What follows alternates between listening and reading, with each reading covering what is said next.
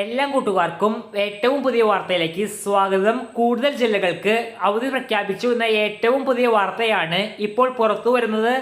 വിശദമായ വിവരങ്ങളിലേക്ക് പോകുന്നതിന് മുൻപ് ഇതുപോലെ എല്ലാ വിദ്യാഭ്യാസ വാർത്തകൾ തത്സമയം ലഭിക്കുവാൻ ഇപ്പോൾ തന്നെ ചാനൽ സബ്സ്ക്രൈബ് ചെയ്തു വയ്ക്കുക. അപ്പോൾ നമുക്ക് നേരെ വീഡിയോയിലേക്ക് പോകാം.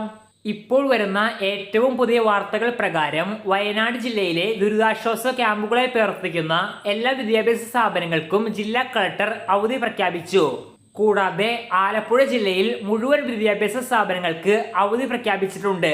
ഇന്ന് 3 ജില്ലകൾക്കാണ് ഓറഞ്ച് അലർട്ട് കേന്ദ്ര കാലാവസ്ഥാ വകുപ്പ് പ്രഖ്യാപിച്ചിട്ടുള്ളത്. വയനാട്, കണ്ണൂർ, കാസർഗോഡ് എന്നീ ജില്ലകൾക്കാണ് ഓറഞ്ച് അലർട്ട് പ്രഖ്യാപിച്ചിട്ടുള്ളത്.